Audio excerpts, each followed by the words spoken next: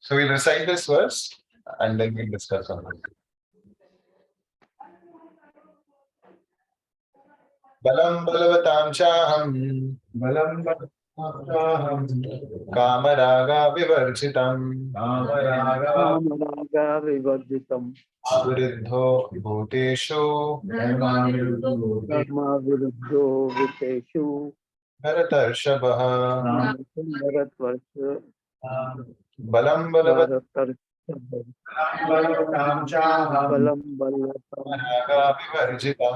kamaraga vivarjitam avriddho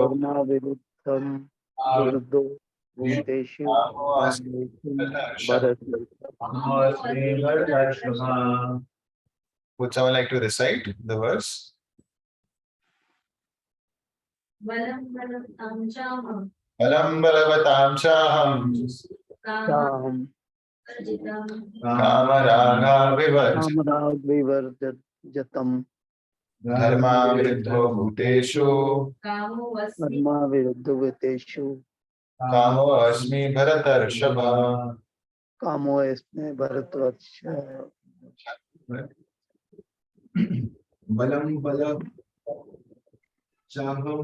Balam balavatam chaham kamaraga vivarjitam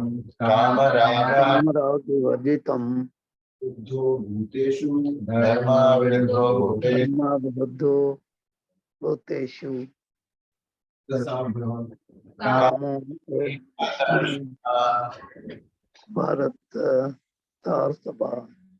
that is A. So balavatam chaham kama raga A. Whenever there is a line on A, there is A. Okay. Would someone like to read the translation? And the strength of the strong, devoid of passion and desire. I am sex slave, which is not contrary to religious principles. O Lord of the Bhāratas, Arjuna. Yes. So, Srila Prabhupada, Krishna is saying that I am the strength of the strong, devoid of passion and desire. So, we see in this world that people have strength, and where is that strength coming from? One may question. Like, there was this famous boxer, Muhammad Ali. Right? So he was very strong. And he would say, I'm the strongest. No one could defeat him. But then towards the end, then we see that he was practically, having this Parkinson's disease. Right? He could not even lift his cup of, water. So then he realized that I'm not the strongest. So a person may claim to be strong, but then that strength may be taken away anytime. Muhammad Ali, very famous boxer. So Prabhupada also gives the example of a person like that in Vrindavan who was very strong, and people were afraid in Vrindavan. But then the same thing happened to him. He also kind of got paralyzed, and he could not do anything then later. So we see that the strength, which is there in a person is actually coming from the Supreme Lord. Do we have control over our own strength? Is there any guarantee that this strength will remain with us? No. So when it's given to us, we should know it's not ours. That is the first thing. And likewise, it is for everything in this world. So when we have riches, we should know it's not ours. We have beauty, it's not ours. Nothing is ours actually. If we falsely consider to be ourselves, or considered to be ours, then that is attachment. And that is what the next line of the verse says. Kama raga vivarjitam. So kama is desire. Raga means attachment to that desire. So if I'm having strength and I'm attached to that strength, thinking that it's mine, that has to be given up. Vivarjitam. That means to give it up. Devoid of. So Krishna is saying that I am the strength of the strong, and kama raga vivarjitam. That means the desire, but it's devoid of attachment. Right? So if I have strength, it is Krishna's, and let me use it for Krishna's service. So Srila Prabhupada explains that actually that is what happened with Arjuna also. Because Arjuna also was very powerful. But what was he thinking? He was thinking that this strength is there, let me use it for my own self. Meaning that I will not fight with my relatives. Although I have the strength, I'll not use it because I want to not fight. But then when Krishna decided that no, you should fight, then he realized that actually this strength doesn't belong to me. If Krishna wants that I should use this strength in killing these people, then I should do it. And there is nothing wrong there. Right? So we should realize that whatever we have in our life is actually not ours. It's actually coming from Krishna. Okay. So to falsely claim anything in this world is foolishness actually, because everything will be gone with time. Right? And one may become very attached, like that, to different things in this world, to our strength, to our beauty, to our position in society, to our knowledge, so many things. That has to be given up. So we have to realize that Krishna is the origin of everything. Like that. So balam balavatam chaham kama raga vivarjitam. Then karma aviruddho bhuteshu kamo asmi bharatarshava. Then he says that I am sex life which is not contrary to religious principles. So what is sex life not contrary to religious principles? So kama generally means lust or sex life. So Krishna saying, I am only sex life, but that which is not against religious principles. Right. So what does it mean, not against religious principles? So we see that there are certain customs, rules, and regulations, but they are only there in human society. They are not in animal society. Do animals follow any marriage ceremony? You've seen nowadays they do, maybe, a dog getting married to man. They may marry their own dog with people, and they may be sent to honeymoon and things like that. But that is very artificial because generally it's nothing like that, right? So all these regulations or even marriage for that matter is there only in human society. We do not see that in animal society. And any civilized society you see, there will be some form of religion and some form of, customs to follow. So why is it there? So it's there because when those are religious principles and we follow them, then that Krishna is saying that I am that. I am sex life, which is not contrary against religious principles. So basically what it means is sex life outside of marriage is against religious principles. And within marriage, what is it supposed to be? For begetting a Krishna conscious child. Then that is not against religious principles. So we know that there are four, regulations we follow, right? No meat eating, no intoxication, no gambling, and no illicit sex. So illicit sex refers to sex outside of marriage. And within marriage, it's for procreation. To beget a child, and then after begetting that child, it is to raise a child in Krishna consciousness. Right? I think last time and before that also he was talking about this principle that a father is not supposed to become a father unless he can deliver his child. A guru is not supposed to become a guru unless he can deliver his disciple. A teacher should not become a teacher unless he can, deliver his student. Like that. So that becomes a great responsibility then to have a child and to raise the child in Krishna consciousness. So that is what Krishna is saying here. So, and sex life, which is not contrary to religious principles. Right? In animal life, we see that there is no principle. So, a dog will see another dog, feel lusty, and they'll want to mate. So, there is no regulation. In hog society, you will see that hog is having sex with anyone and everyone. Sister, daughter, mother, doesn't matter. There is no discrimination. Right? But that is dog civilization. But as far as human civilization is concerned, that has to have certain principles. Right. So then it becomes dharmic, and then that is approved by the scriptures. Like that. So the idea is that we may beget children, Krishna conscious children. Like that. So, yes.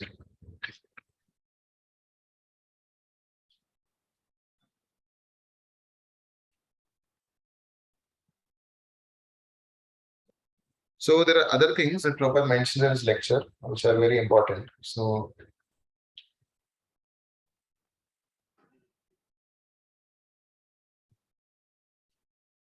okay. We'll go to the next verse and then we'll discuss more on some of these principles. Would you like to add anything? I have a question, but we can do the next one. No. It's okay. So you mentioned like you were describing, the strength doesn't belong to us, comes from Krishna. One should know, understand that. Or, should understand that beauty doesn't belong to us. So what is the practical application? How do we apply this? Okay.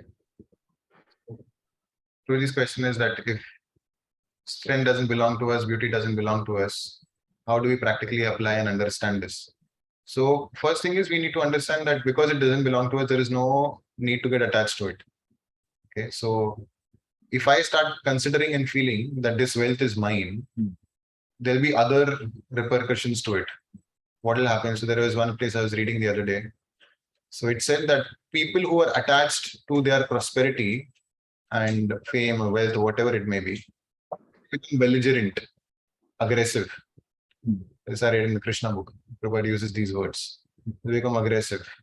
Why they become aggressive? Because they actually start feeling that this is mine and they become proud of it. And then they want to put other, right? So these are this is one side of it. When you become attached to understanding that things are mine, then we become very attached to it and we start feeling that I can do anything and everything. So one practical application is to not become like that, which is to understand. So we see in the Bhāratas also, Arjuna could actually defeat so many great warriors. Then as soon as Mahabharata was over, the battle was over, he was defeated by some handful of dacoits. Same Arjuna, he said that I am the same Arjuna, I have the same Gandiva, but I could not defeat all of them.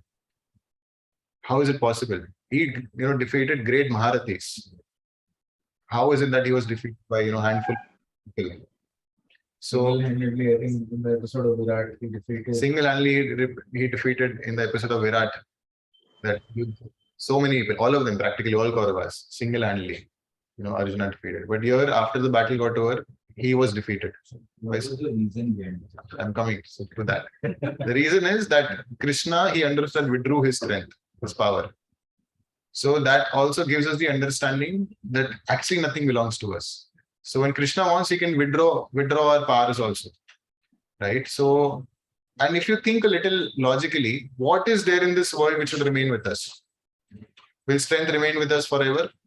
Even after a certain, you can see our own father, mother, grandfather, that day will come to us. We may not feel, we'll become old, but that day is going to come to us, right? Are they strong like they? No. Right. So these things should actually make us realize. So when we see an old man, we should not feel, "Arey, to Buddha hai, kya kare? Chodo." One should. This is Shastra Chakshu, seeing through the eyes. I'm going to become this person one day, right? So immediately that should bring about a realization that okay, so long I have the strength, let me use this Krishna's service, right? Because this strength is not going to go away after some time. So the best use of the strength, ability, is the source of it all.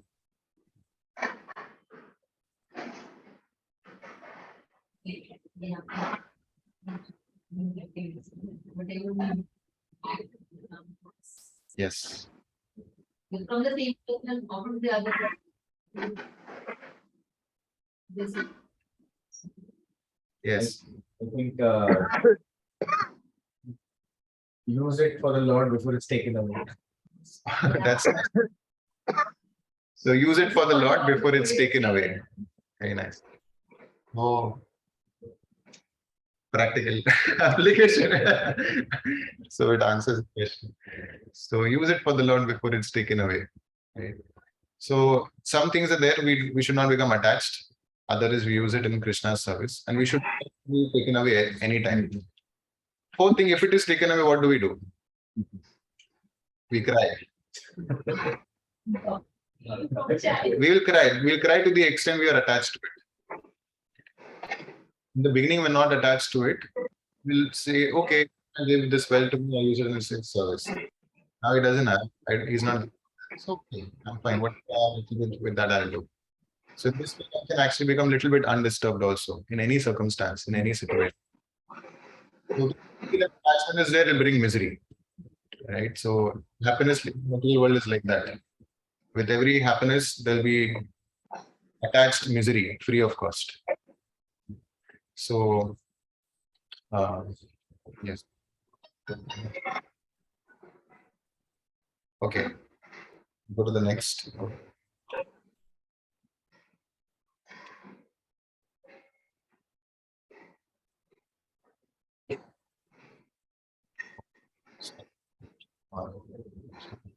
We'll go back. Chaiva satvika bhava, rajasasta shastraye, ata eva Maka eveti maka aham teshu. eveti tanatva Would someone like ti first? na tav aham tav ham Satvika bhava, te mai rajasastava shastraye, mata eva hitam vidhi, natva aham teshu te mahi. Someone like to read? Now that all states of being, be they of goodness, passion, or ignorance, are manifested by my energy. I am everything, but I am independent. I'm not under the modes of material nature, for they, on the contrary, are within me. Yes. So someone might say, before this verse, all the verses Krishna is saying, I'm the taste of water, I'm the light and the sunshine, moon, and I'm the fragrance from the earth. So it almost looks like Krishna is describing him to be the best, good. And someone might ask, what about the evil? And someone might say, it was Krishna only, na? Everything is coming from him. So here it says that, yes. So goodness, whatever is there, Krishna is saying that I'm like that good part, the good element everywhere. But he's saying that all states of being, whether it's goodness, passion, or ignorance, Sattvagun, Rajagun, Tamogun, they are manifested by my energy only. Okay, so everything is actually Krishna's energy. I am in one sense, but I'm independent, which means although these three modes of material nature, goodness, passion, and ignorance, Sattvagun, Rajagun, and Tamogun, are Krishna's energy only, but Krishna is not under their influence.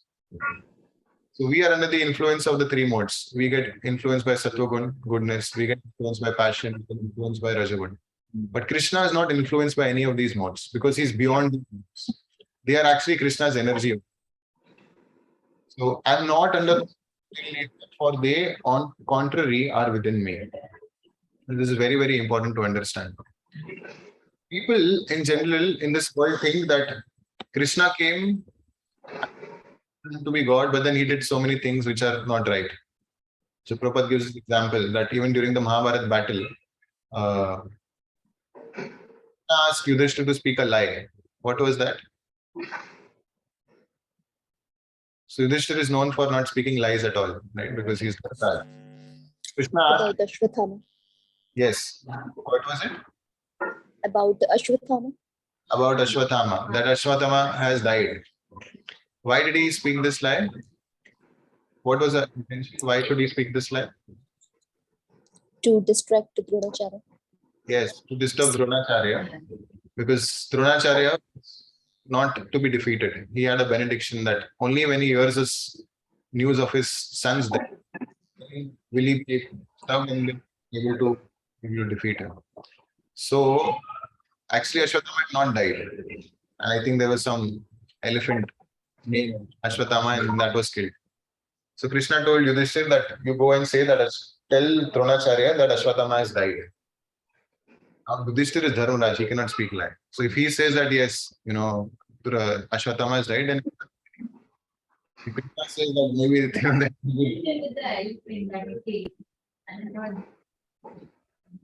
yes. So Krishna says maybe sometimes Krishna steals butter and does things like that. He may speak lies. I did not eat mud and things like that. So someone like Yudhishthira Maharaj says, then it is like has to be believed. So he went and he said that is how Dronacharya was killed. So then people will say, "Arey, Krishna ne adharm kiya." झूठ बुलवाया. So then how do we understand this? What is the answer? But then, saying that.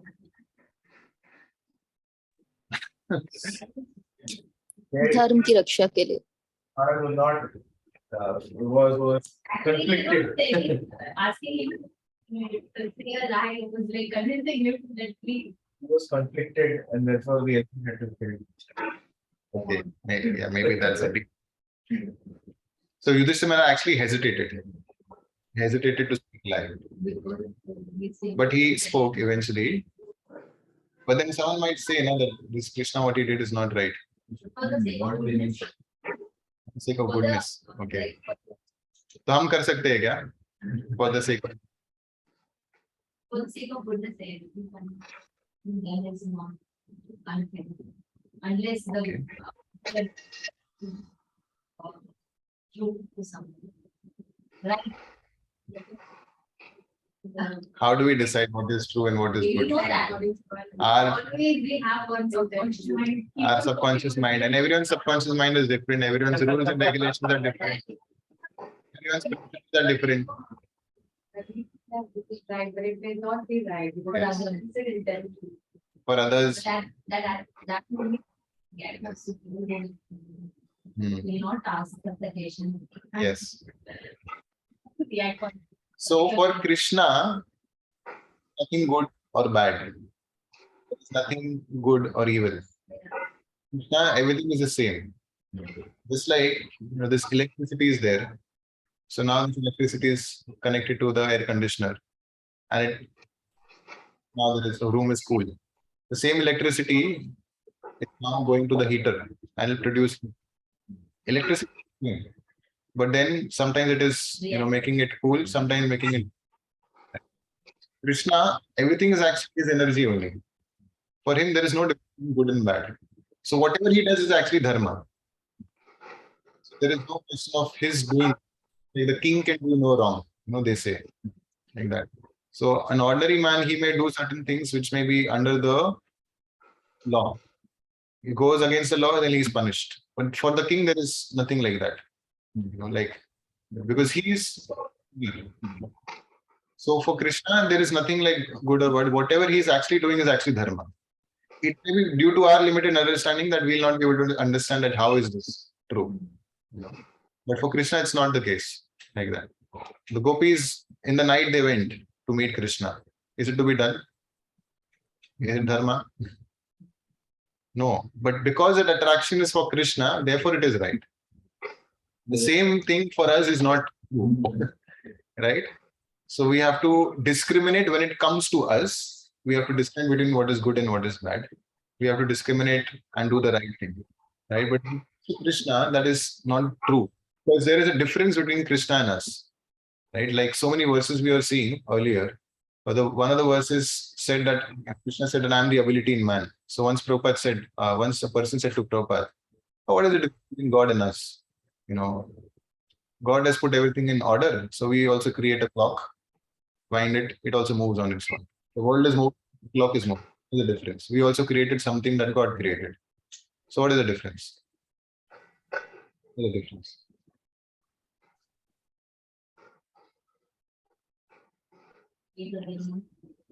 We also created a clock we created. Showing proper time. And the day that we get, then the day, suppose it's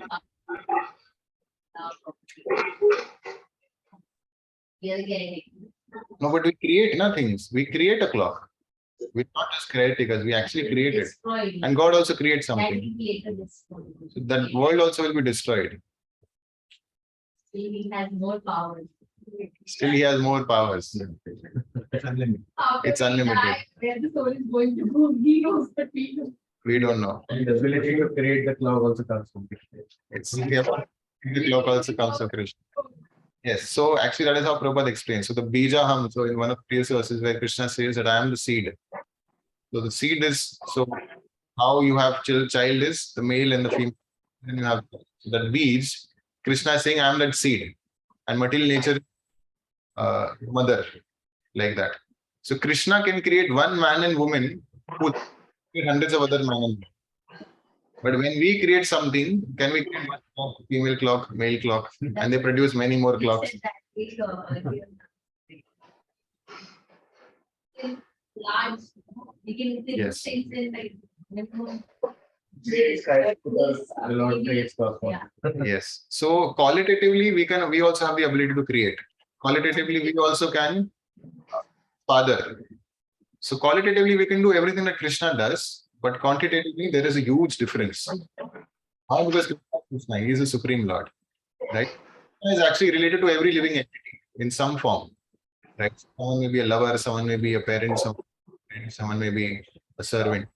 Krishna has a relationship with everyone, and therefore he can relationship with everyone and have a relationship with everyone, because that is how one becomes complete in his relationship. But that is same is not true for us. So when we are, judging with our scale and trying to see if Krishna fits in that, that may not happen, right? So therefore, whatever Krishna does actually is dharma. That we should be very, very clear, right?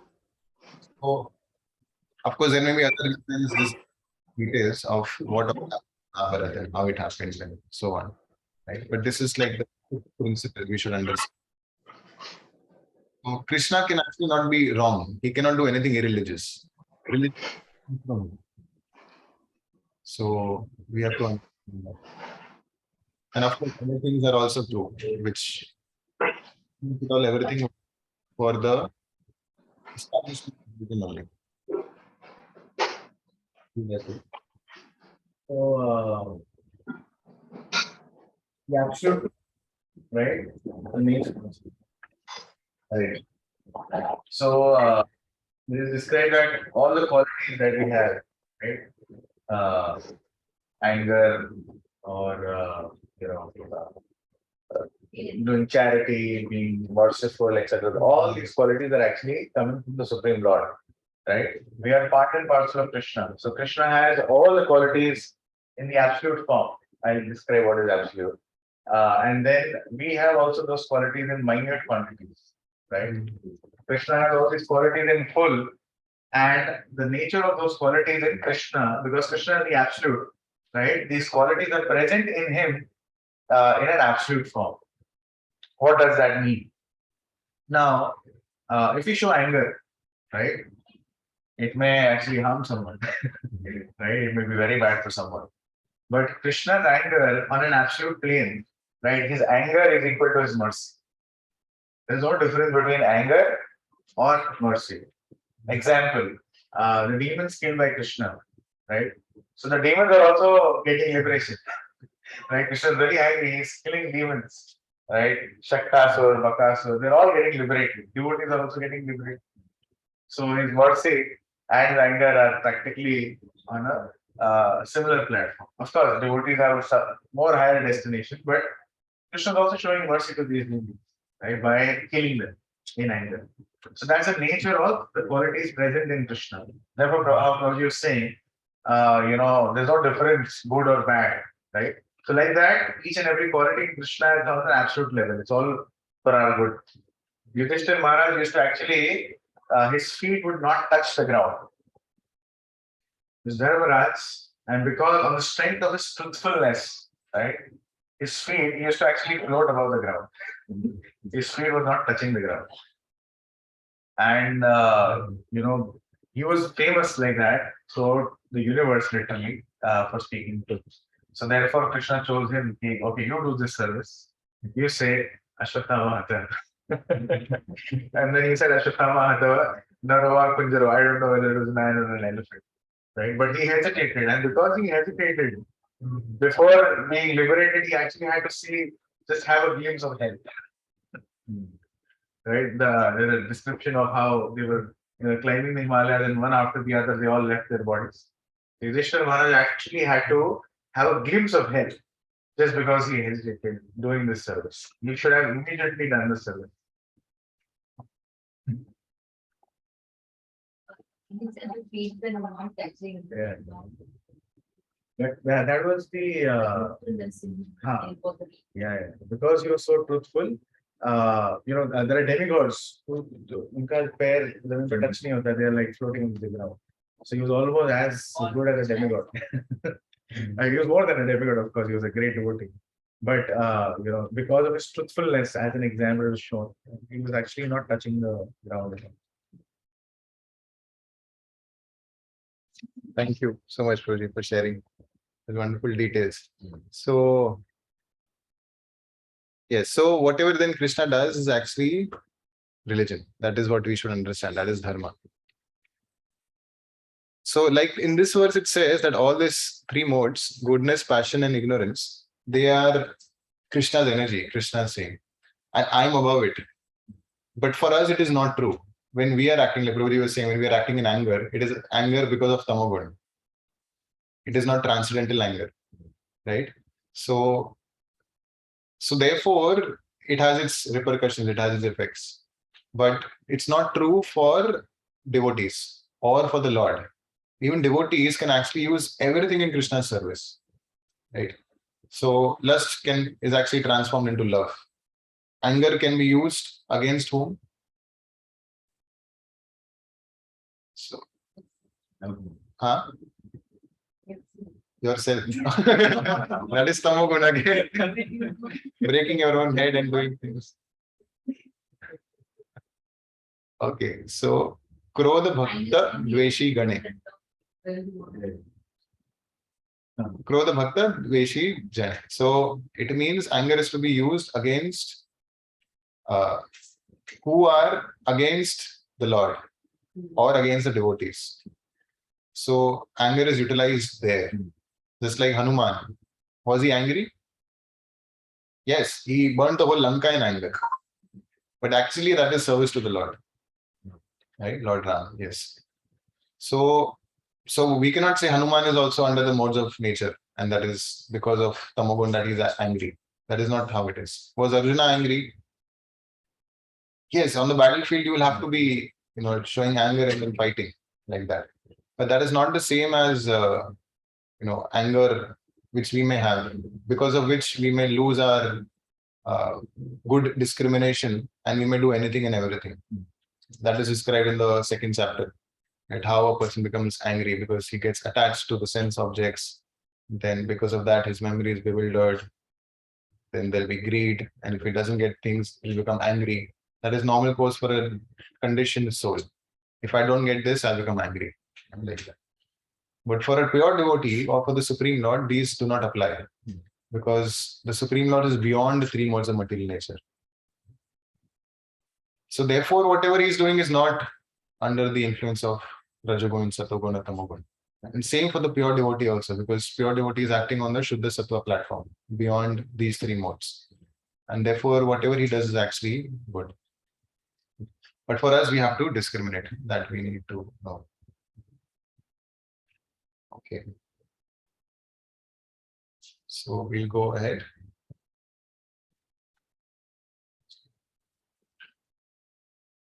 Verse number 13. Tribhir bhaver evi sarvamidam jagat mohitam na vijanati mam ebhyah paramavyayam. So I like to recite verse. Trivir Gunamahir Bhave Divi Sarvamidam Jagat Mohitam na vijanati Mamebhya Param Avyayam. Translation, would someone like to read? Deluded by the three modes, goodness, passion, and ignorance, the whole world does not know me, who am above the modes and inexhaustible.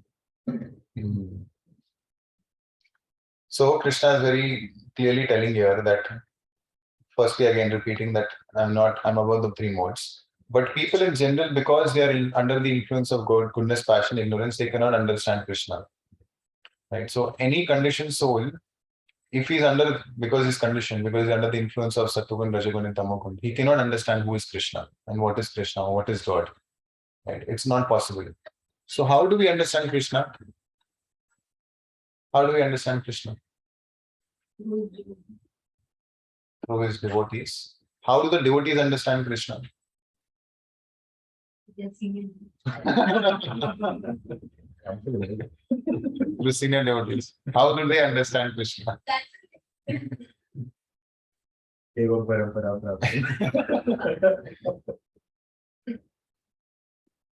How does one understand Krishna? How do the pure devotees understand Krishna if they understand Krishna? We should have that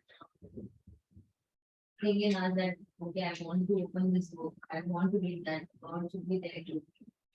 You have more than urge. Related. Okay. What is that? So in context of this verse, I'm asking, because Krishna is saying those who are under the influence of goodness, passion, ignorance, they cannot know me. So how can one know Krishna?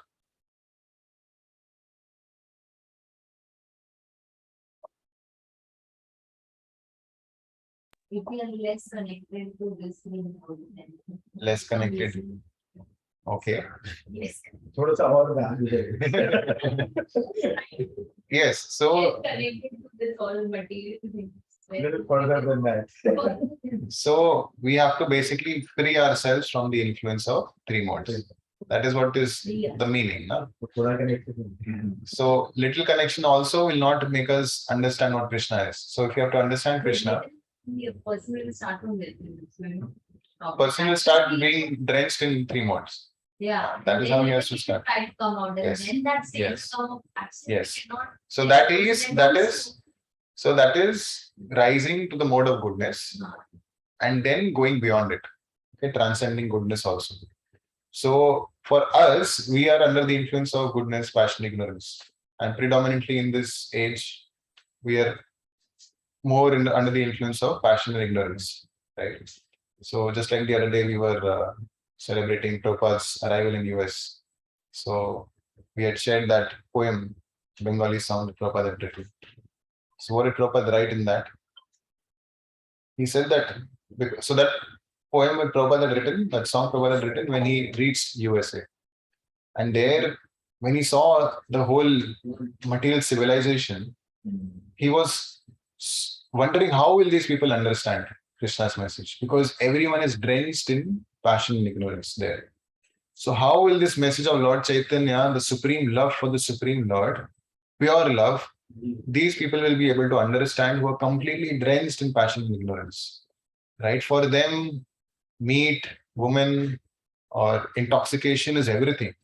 How will such people understand Krishna? Who's completely pure devotional service without any motive. How can such people understand? And therefore, he had written that song that, how will these people understand? But because, oh Lord, you have brought me here, you must have some purpose. Right? That is what he wrote. And then he said that, I will just repeat your words, whatever, oh Lord, I'll repeat your words. And so just make my words such that I can understand. Right? But such is the humility of Srila Prabhupada. When he went there, he is a pure devotee. But he understands the situation that people are not, having that eligibility also to go back home, back to Godhead to any extent. So what this means is that if we have to understand the Supreme Pure, we have to purify ourselves. We have to purify our life.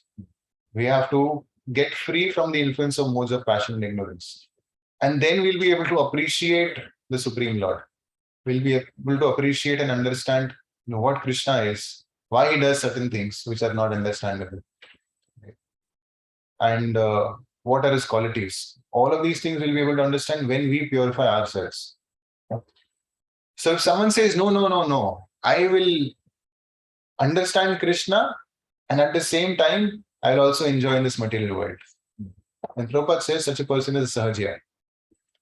Because Sahajya, we have spoken about this before also, right? They take things very, very cheaply. They think that I can do anything and everything in this life, in this world, and at the same time, I'll also understand Krishna. But that is not possible. Because to understand Krishna, one has to be free from the influence of the three modes. Right? So if anywhere you see in the world any guru, any person who says, "Nahi, aapko jo chahiye karo, khali hamare satsang mein aao." No rules and regulations. No, there is no restriction. That means it's cheating. Because you cannot understand Krishna, the Supreme Pure, unless you're yourself pure. Right? So therefore, there is certain restrictions and rules and regulations. Right? Yes, Mataji. For this, you can give an example of how we are making Sunday, right? But we get something over there in material world. Maybe every time it's not important that we need to attend. There is a Sunday, like I understand. But then we give importance to that, like bunking over your coming and bunking the class, right? So that should be like Yes. So that shows that give preference to the other thing. Other things. Right. So because we are attached, like we were discussing earlier, we are attached to so many things in this world. It may be our relations, it may be whatever, so many other things. So we give priority there. Right. Therefore, that priority has to be very clear, what I want in life and what will actually help me elevate myself. Right. So when we are attached to material things, then we will remain here only. Even the slightest attachment to gulab jamun will make us take birth again. Right? So that is how much free we need to become of our attachments. So the attachment, the desire to enjoy independently is going to bring us back here to this material world. Right? So therefore we said earlier that whatever we possess, we use it in Krishna's service. That means there is something to enjoy. I don't use it for myself, I use it for Krishna's service. Then like that, we'll become free of all these attachments and we'll purify all these desires also. Right? Yes, Vijay. So this would seem like a very, very daunting task. Uh, right. So this would seem like a very, very, insurmountable or a daunting task. Very कैसे करेंगे? Try to be detached from practically everything from the gulab jamun bol diya. So how do we do that practically? So one is yes, you have to take conscious steps. It may look like an unlimited road to cover, but we can take small steps. That's one. And second, when we're taking these small steps, plus following the rules and regulations in sadhana bhakti, right? Trying to develop our attraction and love for Krishna, right? So with our attempts and our attempts to give up things which are unfavorable, Krishna certainly sees, oh, this guy is serious, right? He's genuinely wanting to come. So let me send the Ferrari car so that you can quickly. And then when we are bunking, just letting to come here, the things are managed actually. Yeah. As in, that's what I'm saying. So That was a good realization. yeah, Krishna then gives a drop of his mercy, and which is quite a lot. One drop is quite a lot. So basis that we are able to advance, and our process is not just give up.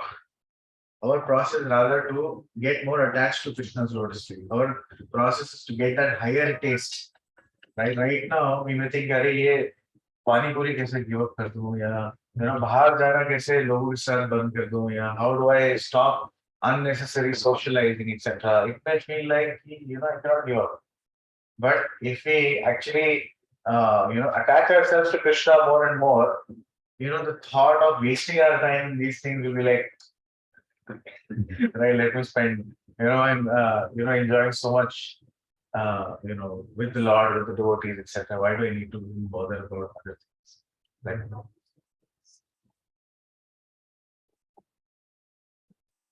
Thank you, Ravi, for breaking it down for us. Steps we need to do. Otherwise, you would have been frightened and gone back, never to come again.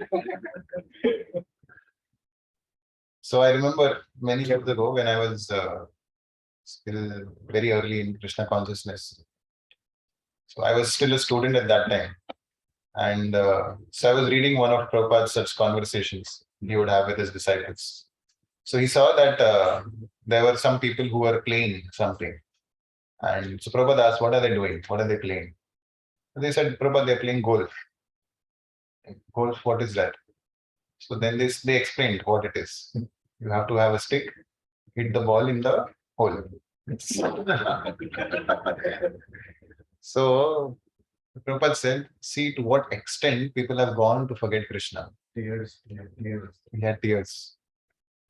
So when I first read that, I was like, "Arey, इतना भी क्या खराब है मजा आता है like खेलने में because I was also like a sports person. I would play cricket and things like that. So I found it a little difficult to digest when Prabhupada, said like that. कि ठीक है बुरा काम नहीं करेंगे लेकिन खेलने में क्या प्रॉब्लम है what is a harm कभी कभी खेल सकते हैं so but then as we progress like Roji was saying as we become more attached to Krishna we'll actually realize how all these things may be it's like wasting our time in the material world which we can actually use in the service of the Lord which we can actually help ourselves progress in bhakti. So it is so important that we do not waste even a moment. Right? Chanakya Pandit says that Ayusha Shana Ekopi na labhya swarna koti bhi. That even a moment wasted cannot be brought back with the wealth of this world. Right? एक क्षण चला गया उसको आप कितना भी धन दो कुछ भी करो you will not be able to bring it back. Right? So every moment is so important because we are losing it. Right? And we do not know how much time we have. Parikshit Maharaj knew we had 7 days. Do we know how much time we have? Right. So many years ago, once my mentor, I asked him that, Roji, I'm not able to get up early in the morning. In common problem. So I said that when exams are there, I get up in the morning. I'm practically awake all night. But then for chanting, I cannot get up. So he told me, he said that जिस दिन पता चलेगा ना कि आपका ये पत्ता कटने वाला है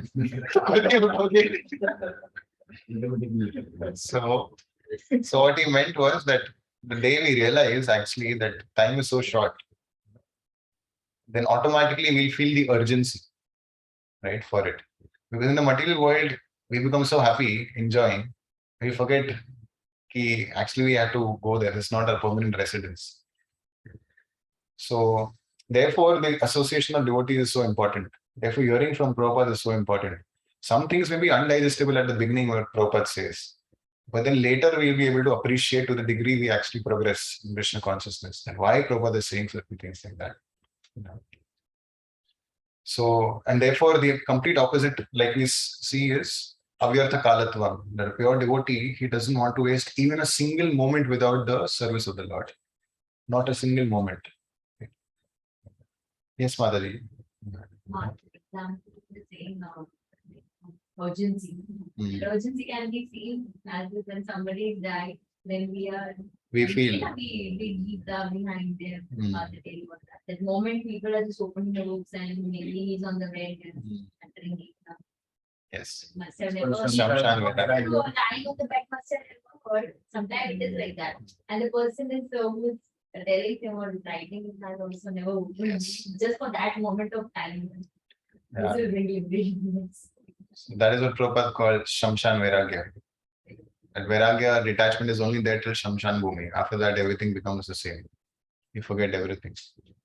And I've practically seen also, even at the death of a person, people assemble there and they start talking about their business and they socialize, like as if nothing has happened. Like it's become so, we're so much in ignorance now. And we don't realize that actually this will happen to me also one day. Making plans, busy making plans for our eternal life in the material world, which is not going to be there. Like that.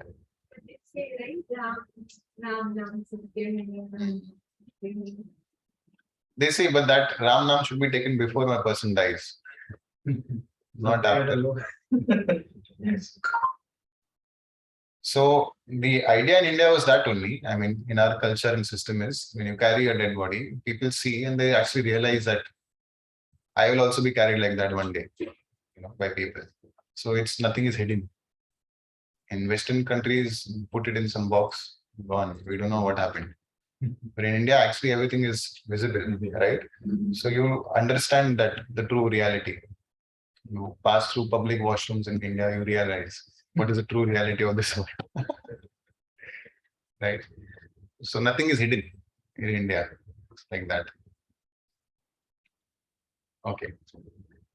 So this point that actually we cannot understand Krishna without getting free from the influence of the three modes is very, very important to understand.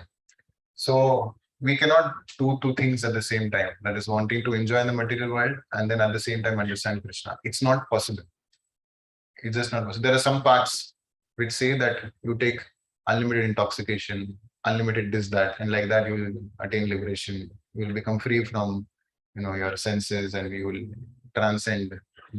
Actually, that's not true, because that will put you deeper and deeper into ignorance. Right. So that in that way you will never be able to understand God. So, and we can see to the degree we actually practice goodness, we start waking up early or we start chanting, we'll see the difference in our own life, in our own consciousness. We're able to understand, what I'm doing, who I am, and this actually brings a sense of happiness to me. But the other things are not really bringing, happiness. When we are in the modes of passion and ignorance, they bring frustration rather, right? You work very hard, you become very greedy, you become very angry. Everything has its own repercussions, right? So with ignorance also, right? But when we're actually in goodness, then we can see, we can sense. That is why it's said that we have to rise to the level of goodness to be able to see things as they are. In passion and ignorance, we cannot see things as they are. A passionate person will not be able to see, what this world, how this world is a miserable place, or why there is suffering. He just sees that there is enjoyment there, let me run out after it. That is all that he sees. And if he cannot get that, then there is another, opening somewhere. Then he'll run after that. So he's busy running around. He cannot see what is beyond that. So when we come to mode of goodness, we will be able to see things as they are in the true perspective. And from there, we can therefore further elevate ourselves beyond the three modes.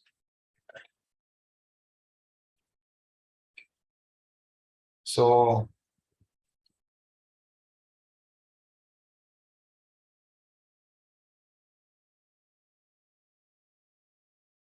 okay, we stop. Okay, so we'll stop here. Any questions or comments? Anything, realization you like to share? Yes. We have passion for Buddhism. I like painting. In that, we have passion towards Krishna consciousness. Like we should transcend. Yes. We can even say the goodness also. Okay. Ignorance cannot be. I know it's a weird question, but ignorance cannot be made transcendent. So how do we make ignorance? So we don't have to make them transcendental, we have to rise above them. So basically, when we engage things in Krishna's service, that will purify us. And that purification will help us go to goodness and even beyond that. Like that. So the idea is to purify us. And that purification will come by engaging in Krishna's service. Right? Engaging things in our Krishna's service, engaging skills in Krishna's service. Right? But if we don't engage in Krishna's service, we will use it for our own sense enjoyment. Whatever skill it is there, or riches is there, wealth, whatever it is there, we don't use it in Krishna's service, we use it for our own enjoyment there. So that will bring us entanglement, it will bring us back to this material world. Right. So when we have an attachment to something, we use it in Krishna's service, and like that we become free of that attachment. Right. The idea is not to be attached to it. The idea is to become free of that attachment. Right. And that will come by using it in Krishna's service. Wealth is there, you use it in Krishna's service, that wealth will become purified. Right. Otherwise, we use it in planning how we can enjoy with that wealth, like that. Does it? Yeah, I think you're also mixing up two things in terms of, if you like to do something, it's not necessarily passion. Yeah. Right. So if you like to paint, you could be in mode of goodness, right? Not that, oh, I'm now using my passion. That term passion in current context is different. It's different, yeah. So yeah, that's it. I think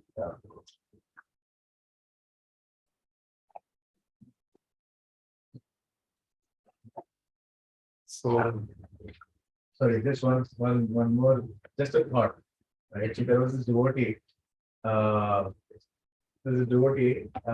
was actually, mainly I heard in one of the lectures by Gauranga, who was describing. So this devotee was very, very aggressive. In general, predominated by more of passion.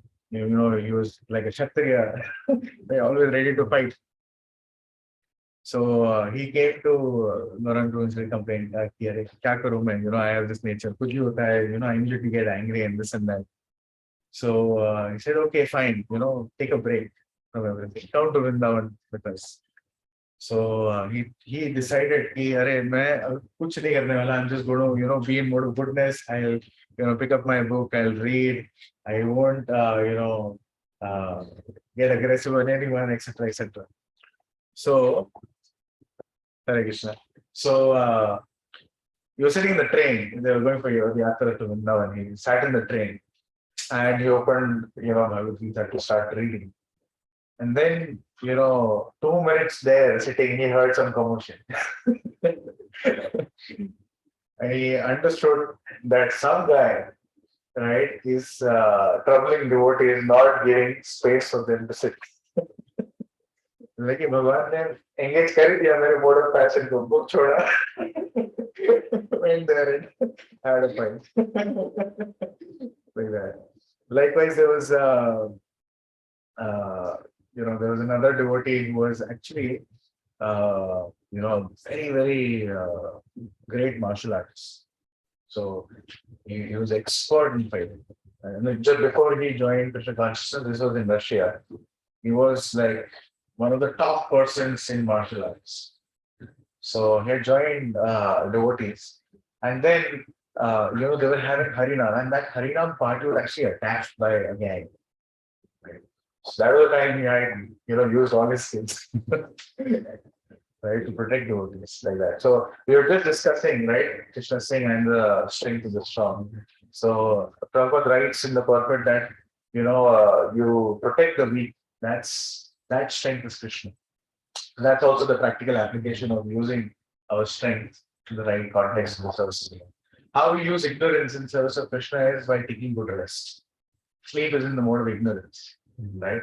But that is also required for us to, maintain our body and soul together, so that next day we can work for better.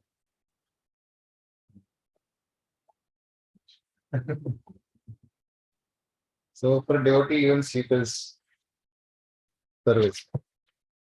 Because by taking rest, then he can use his body in Krishna's service. And sometimes when the devotees are completely, swimming in ocean of Krishna consciousness, in the sleep, they're chanting, they're having thoughts, or kirtan is going on, and something like that. One devotee was sharing that during Marathon December, so they had put up a stall of Bhagavad Gita, and all day they were distributing Bhagavad Gita. And there were so many people who were coming for it. They had put it in such a place. So all day he was saying, hey, yeah, hey, yeah, hey, yeah. So in the night also he was dreaming, hey, yeah, hey, yeah.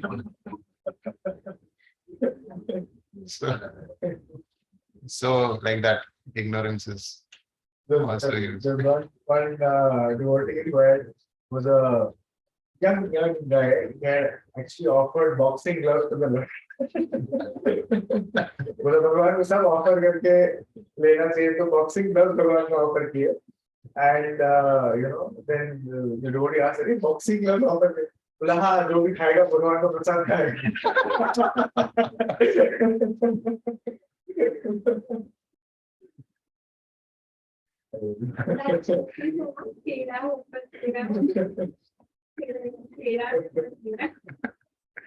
Yes.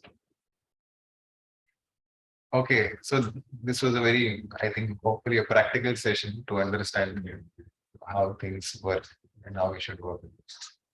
Anything else? We'll stop here otherwise. Thank you very much. Hare Krishna. So we'll use our passion and service. Mataji can sing today, Kirtan. Yes. She missed her singing class. We can neutralize now. Why no? Should not say no. So anything else this time? And then next week. Next, her chance. For now, let's see.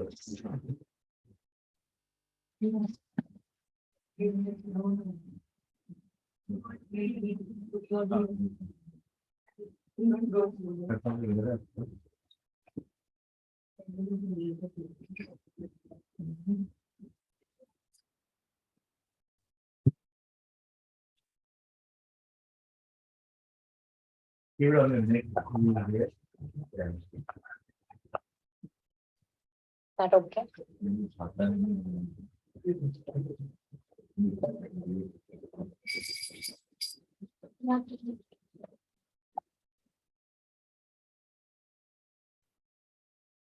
Hare Krishna, Hare Krishna, Krishna Krishna, Hare Hare, Hare Rama, Hare Rama, Rama Rama, Hare Hare, Krishna, Hare Krishna, Krishna Krishna, Hare Hare, Hare Rama, Hare Rama, Rama Rama, Hare Hare, Hare Krishna, Hare Krishna, Krishna Hare Krishna, Hare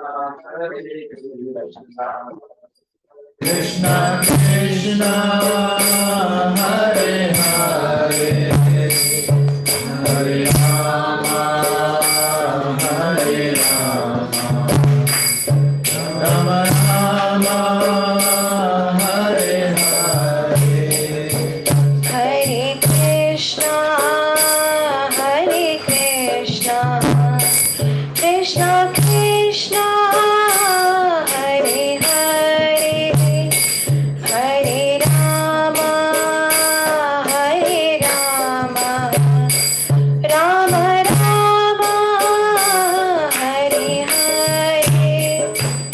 Krishna, Hare Hare,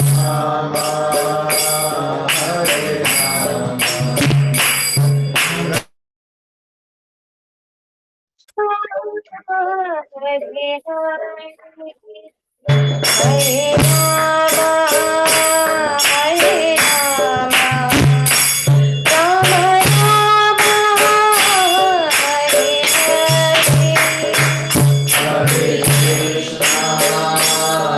Krishna, Hare Krishna, Krishna Krishna, Hare Hare,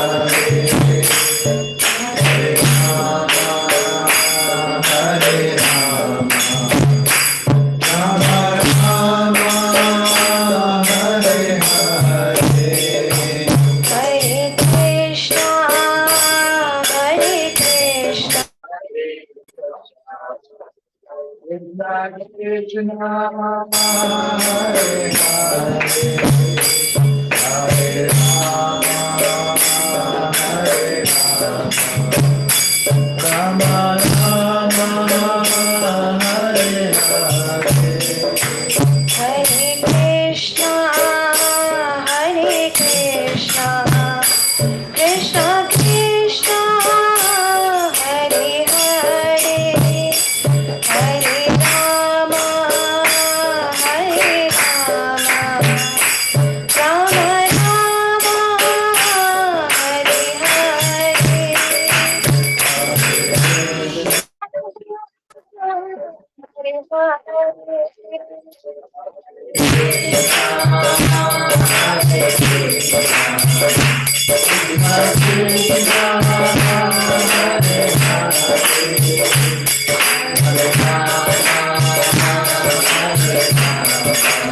Hare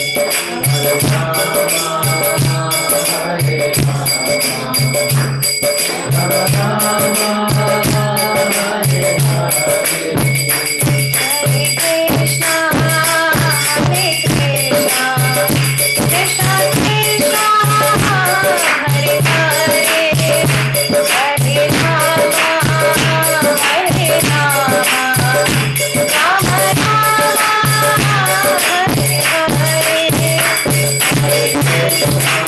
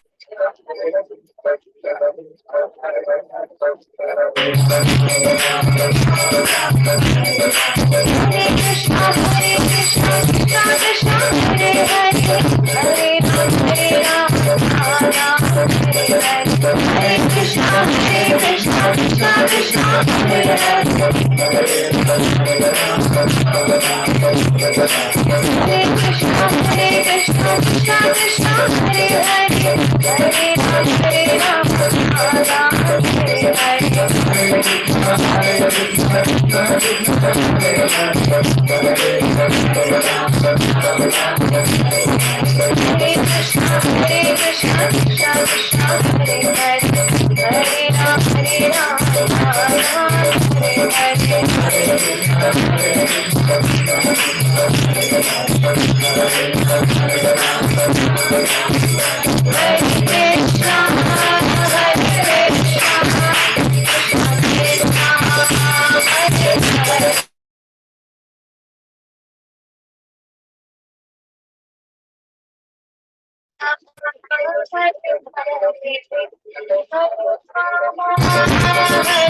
Rama Hare Rama Rama Rama Hare Hare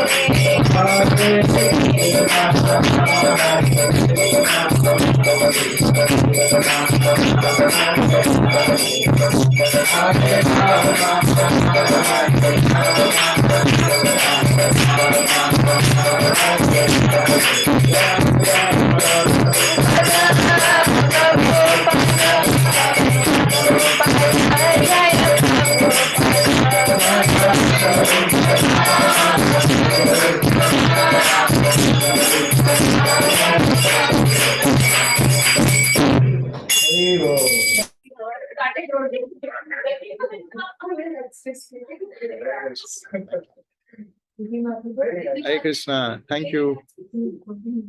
Hare Krishna.